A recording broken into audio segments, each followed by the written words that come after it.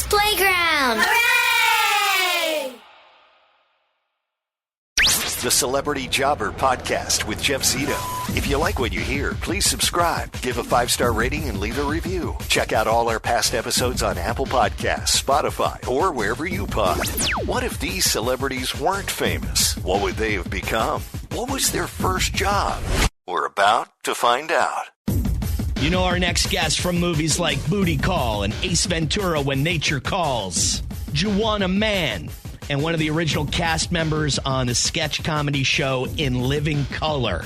Tommy Davidson is my guest this week on Celebrity Jobber. I'm here. I'm here too. Glad. Hey, man. How are you?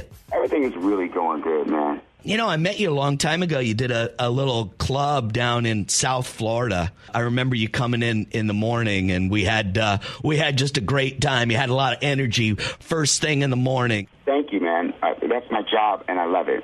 I love dispensing happy. The voices. I mean, how did those voices get started? Because I don't think Sylvester Stallone can do a better Rocky than you can do. Mick probably would have said that too. One of the things that I'm proud of most that I was able to do is I was able to take that Rocky, that whole franchise, and pass it on to do 16 other movies without anyone knowing.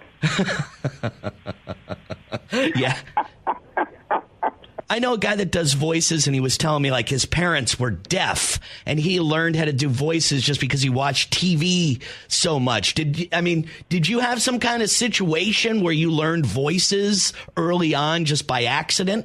Yeah, called cartoons. Just cartoons. Yeah. I mean, we had to wait till we didn't have cartoons at night.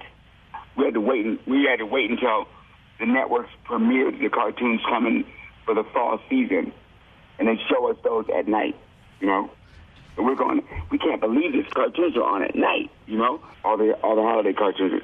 We can't believe we're watching this at night, You did a lot of moving around, right, Tommy, before you ended up in Maryland. You guys kind of moved around a little bit.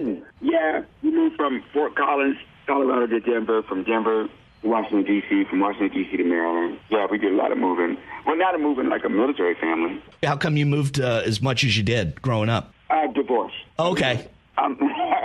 That'll do it. Isn't that the usual way? Anyway, no, I actually moved. I was actually I'll tell you this. I was abandoned in Mississippi in the trash. My mom found me randomly, took me back with her. She's white, to Fort Collins, Colorado, where they were living with my brother and my sister, whom I grew up with. And then I moved from there to Washington, D.C. I had no idea I was black until I got there. And that's the story. I'm tearing up a little bit here. That is such an incredible story. It's 1,000,000 to 1 shot. You were abandoned and found in the trash as a baby. Wow. That's an incredible story. Your parents that adopted you moved around a lot. Let's say you're in college. What did you think you were going to want to do with your life? Well, I thought it was going to be radio, And but that ended fast because I was interning on the station there at the community college. Everybody says go to college, right? Right. And that was the only thing I could find close to entertainment was radio, And I interned in the station, and they promised me a DJ gig. But near the end of the semester, when they promised me that, they gave it to their frat brother who had never even been in the station. So I had been talking to a counselor there who found me interesting. So I finally went and talked to her about what happened. She said, Tommy, I don't know if you're one of those students that belongs in college. You may have another calling here. I've been talking to you for a whole semester, and your mind is in another place. You got a good job. You work 2 jobs. You got an apartment. You got a car. Why don't you go and see what you want to do? It's kind of crazy because you wouldn't expect like a college counselor to, send you in that direction. She basically was like, hey, look, you're a talented guy. Get the hell out of here. Go, shoot for the stars. Go for your dreams. But I was just going to say, I think you're lucky that radio career didn't work out for you. I think you're in a much better place, number one. And number two, do you know what other comedian. I'm sure there's a lot of them, but I just spoke to a comedian, and he said that was his major, and that was his backup plan if comedy didn't work out, was radio, and that person was Stephen Wright. I said, well, good thing that didn't end up. You'd end up like me, and that's not. You're in a much better place than I'm at. That's for sure. If somebody pointed a gun at you and said, hey, man, your life is your life, you go, my life.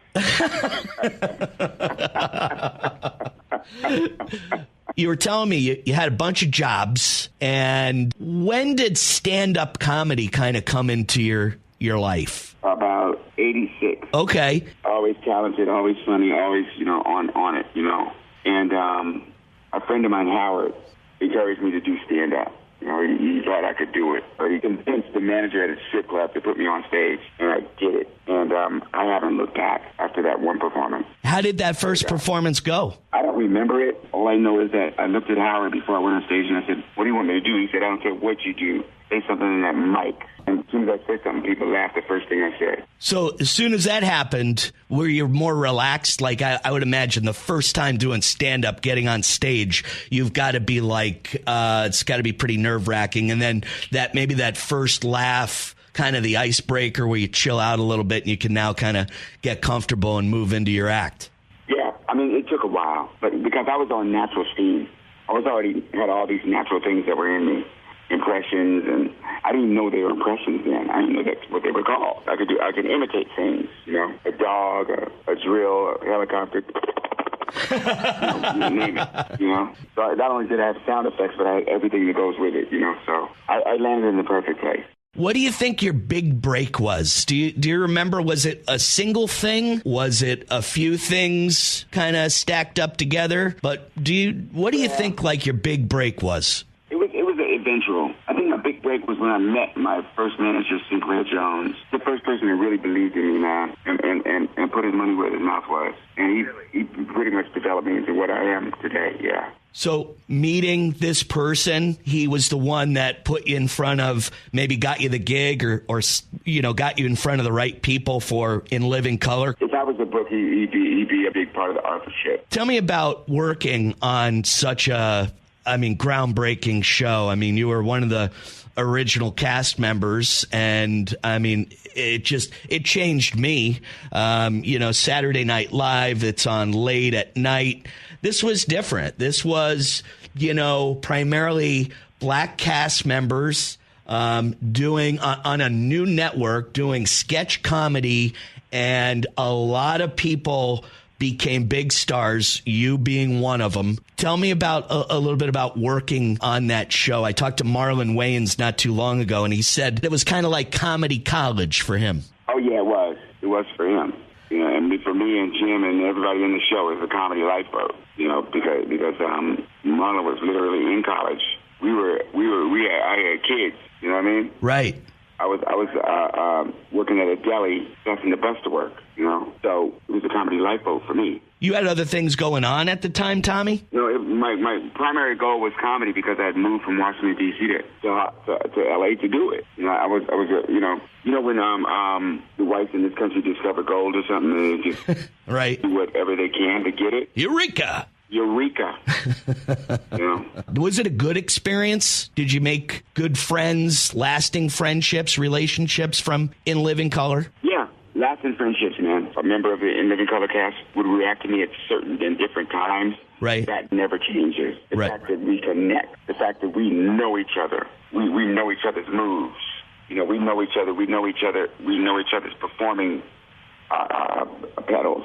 We know the brake pedal. We know the gas. We know the. You know what I mean? Was the show all rosy? It seems like there could have been something during that show that you weren't completely happy with. You know what? There was a lot of stuff I wasn't completely happy with, but all in all, I'm 100% happy with it. You got to think of your next job or the job that you have. You're never completely happy with it, but it's the best one you got. And it definitely opened so many doors after In Living Color. I mean, movies, stand-up. Yes, it did. I mean, look at my career and how vast it's become. I don't work with as many people as I used to back then. Times changed. It was a more collaborative career, whereas now the business has changed and I've grown, and I'm further along in my career. Tell me a little bit about the business changing. One of the big parts of it is social media. Entertainment is about popularity.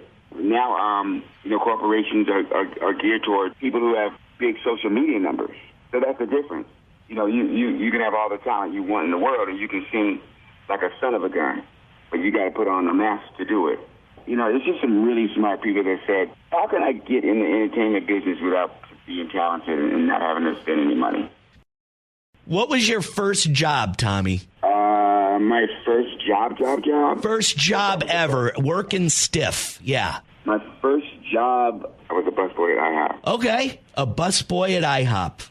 Okay, and how old were you then? 13, and I cheated on my work permit. What did you learn at that job? I learned that, I learned that I didn't have to steal to survive. I can work for it. I learned that everybody's different. I learned that, people can treat you wrong and not be dealt with, and it's up to you to improve your own situation, regardless of who tries to come and abuse you or use you. I learned that the highest population of people in this country and in this world want the same things. They want fresh water, they want a good shelter, they want respect from others, and they want their children to have the same, and they want healthy foods and to be protected. I agree with you. I think that's incredible, though. That job, busboy at IHOP, 13 years old, is still something that you think about, at least some of the values that it taught you. And I think that says a lot about you, not knowing much about your background or growing up. And you telling me exactly, I grew up when I was a baby. I was abandoned as a child. I was found in the trash. I was adopted. That blew my mind, man. That absolutely blew my mind. And then just talking about IHOP and, how that job may have given you some values, shaped you a little bit. Man, I tell you, you're very impressive, Tommy Davidson. I don't want to be all Oprah Winfrey-like here because I know you're a funny guy, but that I think it's just an incredible story. She's too rich to talk to us. She doesn't talk to us unless she has a reason to. That's right. Always an ulterior motive, right? Right. And what do you do for fun when you're not working? I love me some movies. I watch a lot of documentaries. I like to travel and just check things out. Do a lot of reading. I hang out with my kids a lot. Where are your kids at? They live close to you? Are they all around the country? Or? Well, they're all finally in L.A. Okay. They went to college and stuff, and they're back around. And I got a junior high student, and I got a high school student, and I got a 18-month-old. Wow. You got them all the way from beginning to end, bro. Man. Tommy, such a great story, man. Thanks so much for talking to me. Thank you. Thanks for having me, buddy. Unbelievable.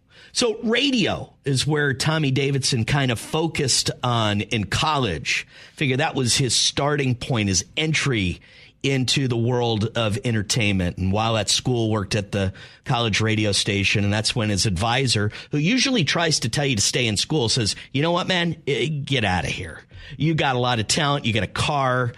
Get out of school. I mean, I kind of find that hard to believe. So that's what he said. And met this guy, his first manager, pretty much changed his life, developed him into who he is now, and got him his shot at In Living Color and a whole bunch of other stuff. But think about being found randomly by some woman in a trash can. Your brothers and sisters were white and you didn't know you were black until you moved to Washington, D.C. The whole thing got me teary-eyed and is just an incredible story. Think about how the odds were stacked against this guy. Think about that. The next time you see Tommy Davidson on stage, the next time you see one of his movies or that new animated series on Disney Plus called Proud Family, think about how Tommy Davidson was brought into this world and what an incredible journey and an incredible success story. Man. Again, if you like this podcast, please subscribe, give a 5-star rating, and leave a review. It's the Celebrity Jobber Podcast. I'm Jeff Zito, and thanks for listening.